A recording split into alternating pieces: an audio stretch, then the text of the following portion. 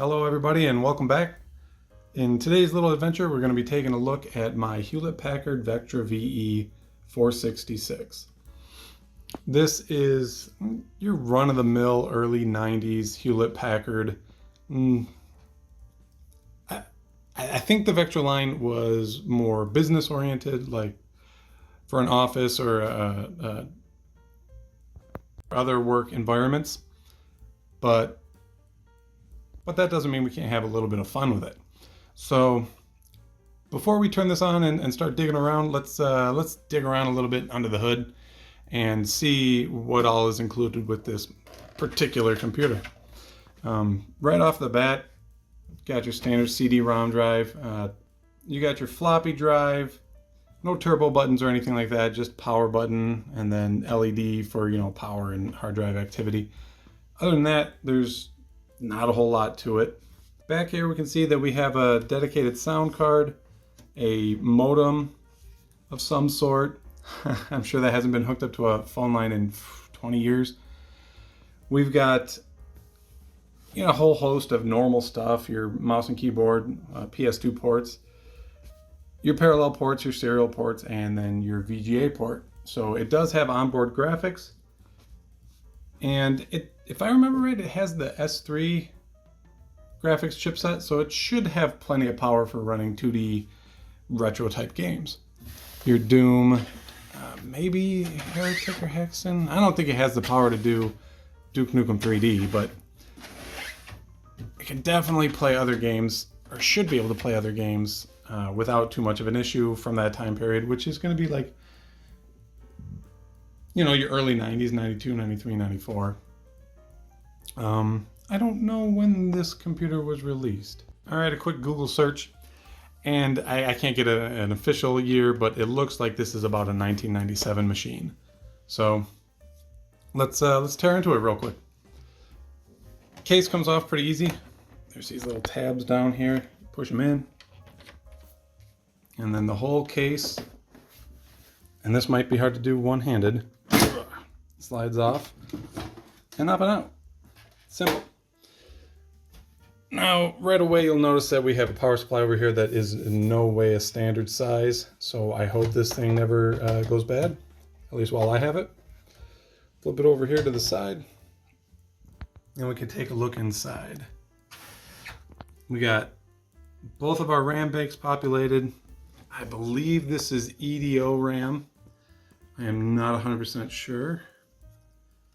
It does use, a lot of computers of this vintage use little plastic tabs for retaining the RAM, and this has metal, so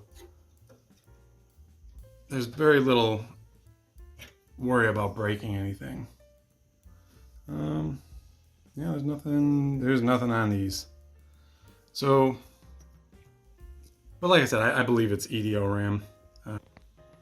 We have our S3 Trio 64 graphics chip in there. I believe it has 1 megabyte of onboard RAM, VGA RAM. We got our 486, and it came factory with this heatsink. I don't believe the 486-66 requires one. It doesn't say on there. Usually if a 486 requires a heatsink, it will say requires heatsink. And also you'll notice there's no thermal compound. There is a daughter board that connects to the main motherboard for your PCI slots and your ISA slots. And like I said, it looks, let's see here, we do have the modem in there, which I'm probably just going to take out. There's really no need for it to be in there. And we have our audio card. I don't remember what it is. Let's find out. All right, the screws in this HP are the Torx head type. So make quick work of that.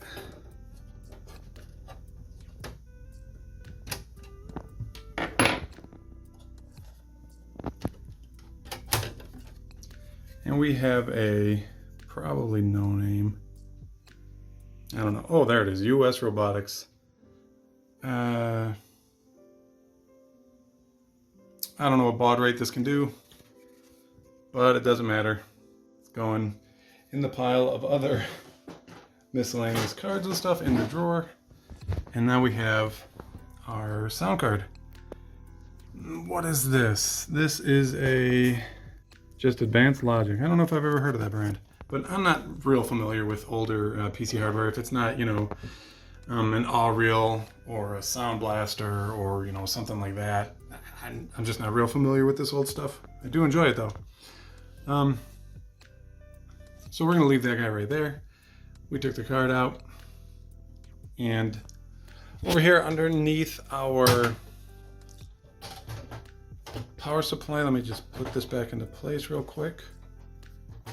We got our hard drive, just your standard spinning rust platter, of course. I think it's something like a 40 meg or 80 meg. This I think has been replaced before. I'm not sure.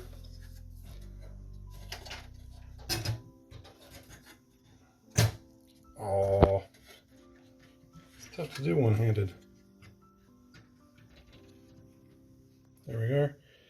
Seagate, 4,500 RPM. That is a slow drive. Where's the size on you?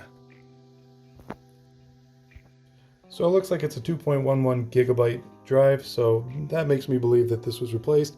I could be wrong. I have never taken the time to look up what this computer had originally.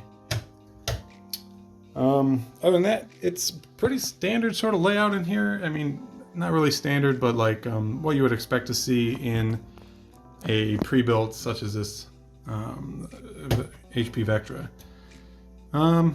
Let's power it up. So while this is booting up, why don't we have a quick talk about what this video is going to be about. Basically, I just wanted to see what it could do, run a series of tests on it, mostly the Phil's Computer Lab 486 tests, or DOS bench tests, sorry.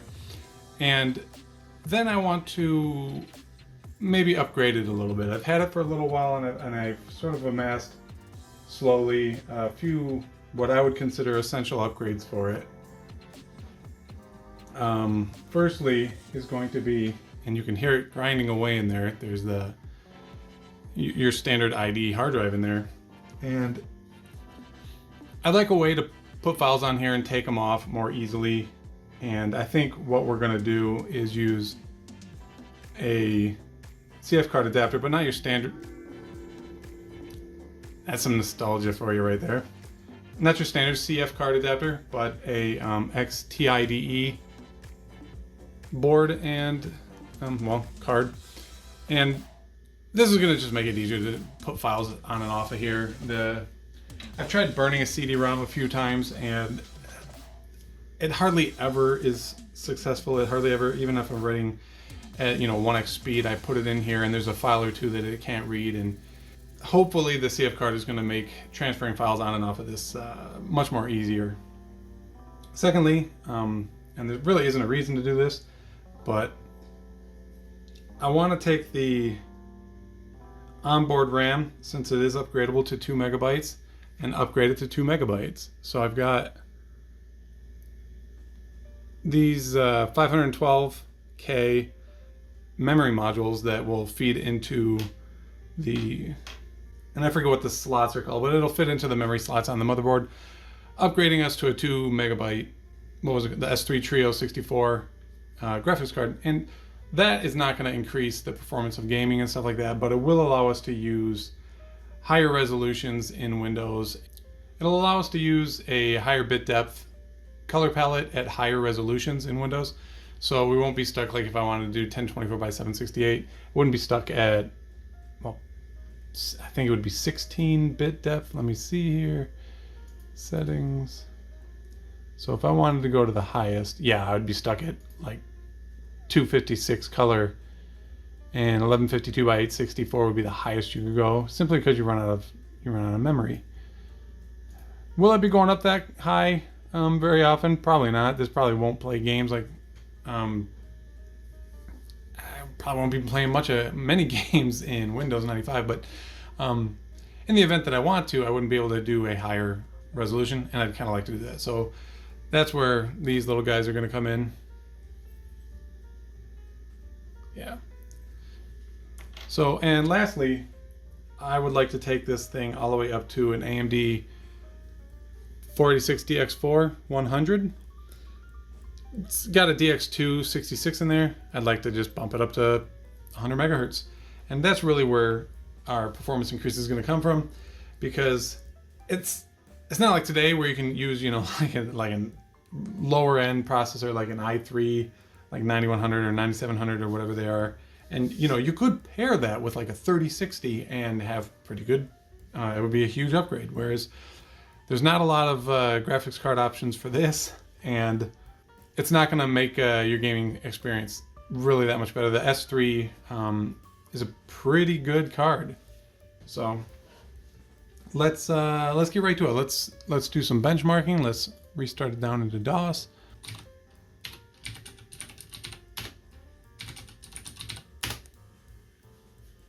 All right, we're not going to run all of these, just a couple of them. Mainly let's go with number 1, 3D bench. Let's do the player PC benchmark, the lower resolution ones. We'll run Doom. And let's say max details. We'll run the Quake time demo. And then we'll take a look at like top bench and stuff like that. So let's go ahead and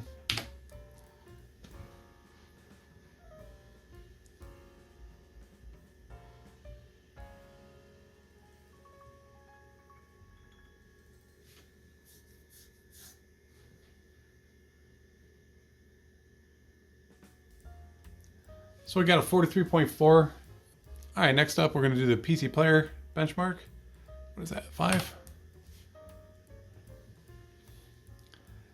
And yeah, it's a pretty low frame rate. You can kind of count these.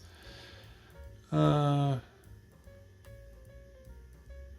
like I said, none of the upgrades we're going to do other than the CPU upgrade is going to increase our gaming scores, because the RAM and the CF card really shouldn't do anything. All right, 10.3. Let's see how Doom runs. B.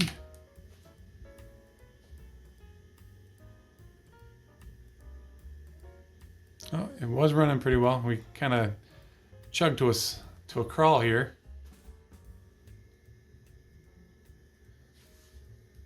There is one upgrade we could do to this computer that would speed up the computer all around, you know, gaming, Windows, DOS, rendering, stuff like that. There is a cache module you can buy, a cache on a stick, but it's a weird proprietary thing that HP came up with, and I've only ever seen one eBay auction for them, and it was already over. I'd missed it, and it was like $160 for 2 of them. I don't know why you would need 2 of them, but I have not been able to find the Coast module anywhere online.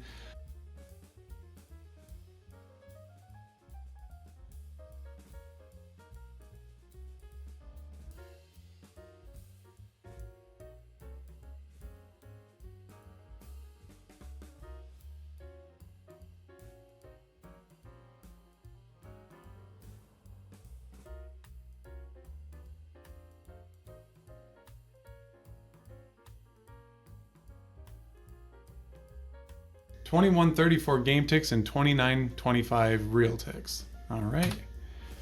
And then let's run a top bench. 81, about 180, 181. All right, so we're getting, let's see here, CPU 317 megahertz. See, and I'm not very versed in this one. I don't know why it's running. It says 317.15 megahertz, which obviously isn't right. Maybe it's comparing it to something else. I don't know. So all right, and just for just for giggles, let's run the Quake time demo. It's not gonna run. It's not gonna run well. Come on.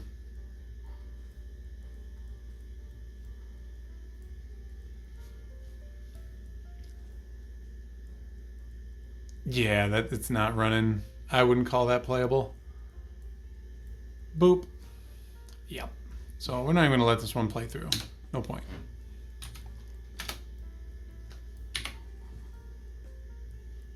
All right, well, let's do some upgrading and see how much, if any, performance we gain.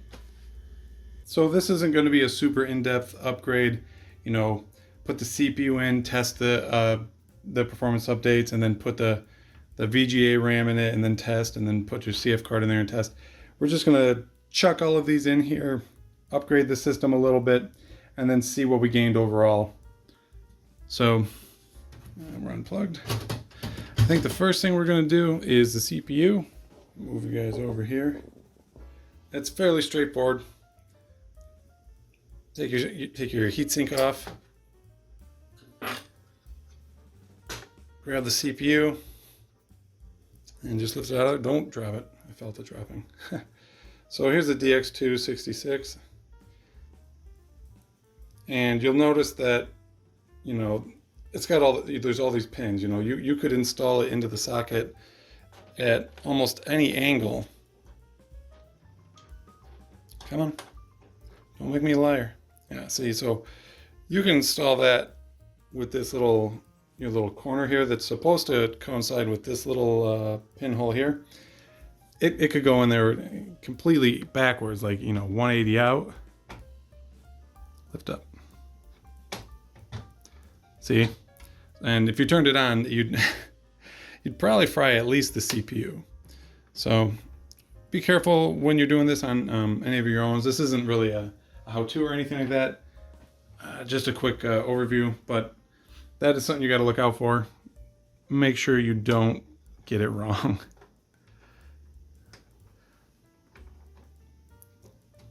And then DX4. Just making sure I have the right one. All right, I'm going to put our heatsink back on there, and man, is this a primitive heatsink. But you didn't need much back then. There we go. And the only change we should have to do is, like we have, so if you're not familiar with older PC hardware and motherboards and stuff like that, you couldn't just put your CPU in, turn it on, and the BIOS would, you know, look at it and read it and set all the settings and stuff like that appropriately. You had to set your multiplier, your clock speed, and stuff like that. Fortunately, on this board, we only have to change this jumper right here to change it from DX2 to DX4.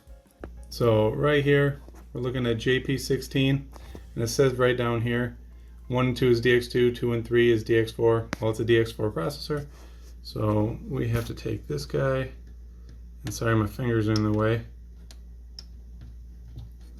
and switch it to the top 2 pins. And now we're in DX4 mode. All the rest of it, our clock multiplier, our clock speeds and stuff like that, everything else should be correct. Next, we're going to populate, there we go, the VGA RAM slots here and here. And doing this is pretty simple to do. You're going to take your VGA RAM, and I just bought these off of eBay. I ended up having to order these. Man, that is really out of focus. I ended up having to order these out of Mexico, actually, because it's either got to be new old stock or, you know, sort of salvaged from another machine.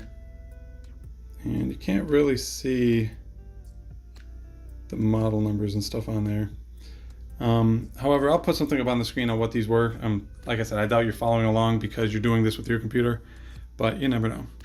Anyways, you want to make sure that that little notch at the top is in the right position. So if we zoom in, on the left-hand side, you can see this little dot there. That indicates pin 1. Pin 1 is indicated on the chip by the little notch inside of there, because there isn't one at the bottom. And putting these things in can kind of be a pain. They got to line up just right, and it feels like it takes a ton of pressure to put them in. So you're just going to set it in the socket, and see, I've already kind of bodged it up. If it goes in there crooked like this, it's just not going to go in, and you could possibly hurt something by pushing down. You know, don't Hulk smash it in there, but it takes a good amount of pressure. There we go. do the other one. Set it in there flattish. Nope, fell in.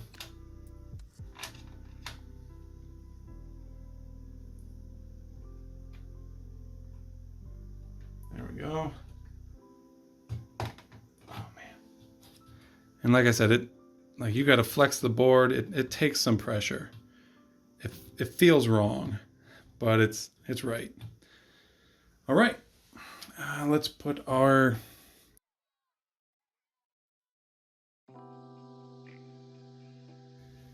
okay, so unfortunately my only USB to CF card, or would it be the other way around? CF card to USB adapter, it keeps corrupting the data on the CF card when I'm trying to transfer information, which is bad. So I'll have to get a new one of those.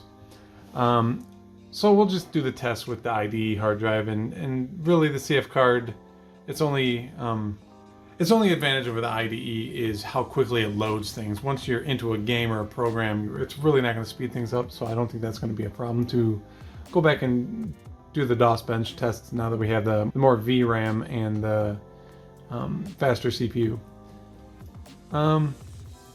So while we're in Windows 95 here, we can go and check our settings. And I don't remember the settings last time, but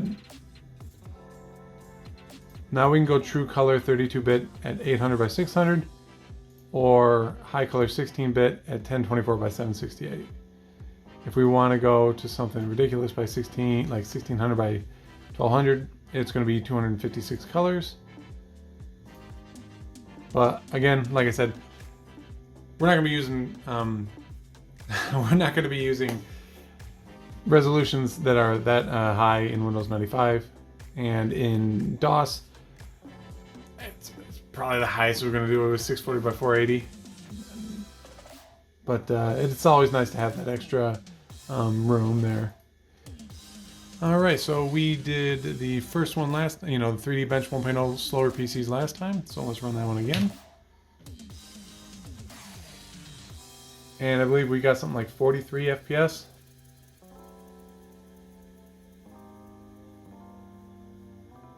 Right off the bat, I can tell it's much smoother. 52.6, that's a pretty good improvement. And again, that's going to be coming from the DX4100. The extra VRAM on the video card isn't really going to be helping this. I mean, these aren't really textures. All right, and then we did number 5, if I remember correctly, PC Player Benchmark. And we got something like, I want to say like an 8 frames per second last time. I'll put it on the screen, of course.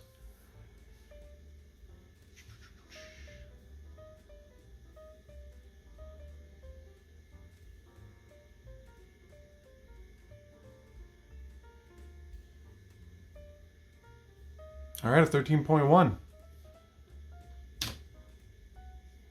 Then let's run the Doom Max settings.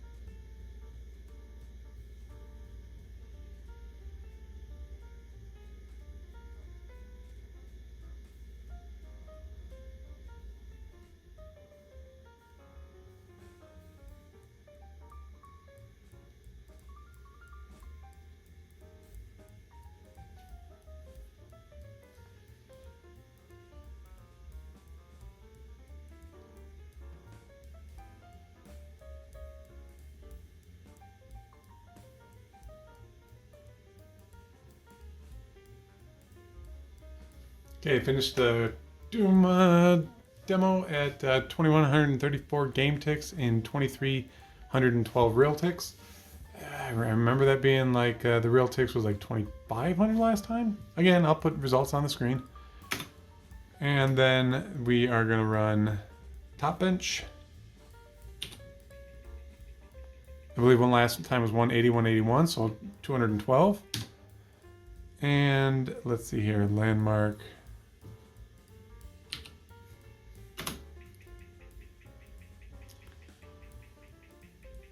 So we're getting 475 point, some change megahertz for CPU, FPO 732.11, and then video 8402 characters per millisecond. And last time, we ran the Quake time demo. Let's see if that's any better. It should be a little bit better, but I don't think it's going to be playable.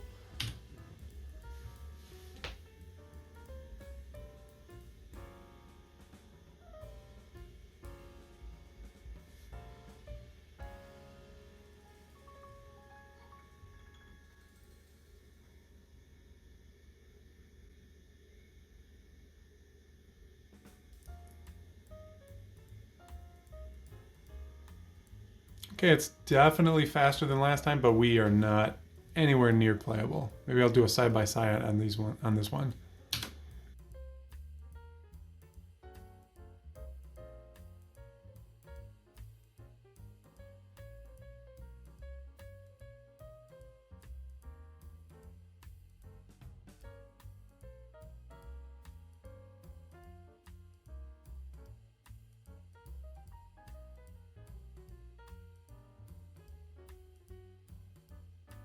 Okay, and the results are kind of, they're good. And I don't know if they're surprising, but they're good.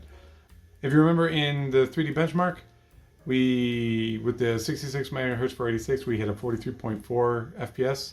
And after the new CPU, we got a 52.6 FPS, which is about a 21% increase in performance. PC player test, the one you're watching right now, we started at 10.3, put the new CPU in, we went to 13.1, and it's about a 27% increase in performance. Not exactly silky smooth, but back in the day with 46s and 386s and stuff like that, as long as they played, you were pretty happy.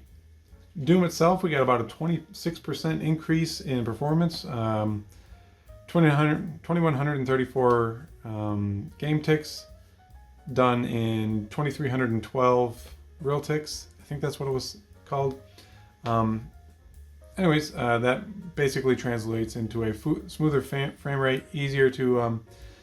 basically, the Doom benchmark runs 2134 frames of gameplay, and it records how long it takes to do them. So with the DX266, it took 2,925 real ticks to do 2,134 game ticks, and with the 100 megahertz 486, we did that in 2,312 ticks, which is, like I said, a 26% increase. The landmark benchmarks, looks like we got a 50% increase, going from 317 to 475 on the megahertz for the CPU, 488 to 732 for the floating point, and then 8402 for the characters per second. The video test, the benchmark for that, no gain or loss on that. So the extra RAM didn't help us. However, I'm pretty pleased with these results. I'd like to start using this computer more to do some Doom, retro gaming, and I'd like to record that. But this uses, VGA, and I don't, unfortunately, have a way to record gameplay other than what you're seeing, right here with the camera propped up in front of the screen. Not exactly the most professional setup there ever was, but it's all I got right now, and maybe I'll come up with something else. I hope you enjoyed this one. It was real quick, just a quick upgrade on my old 486 HP Vectra VE. I hope to have more videos of this in the future. If you liked it, please leave me a thumbs up. If you didn't like it, I always appreciate you watching all the way to the end. I will see you in the next one.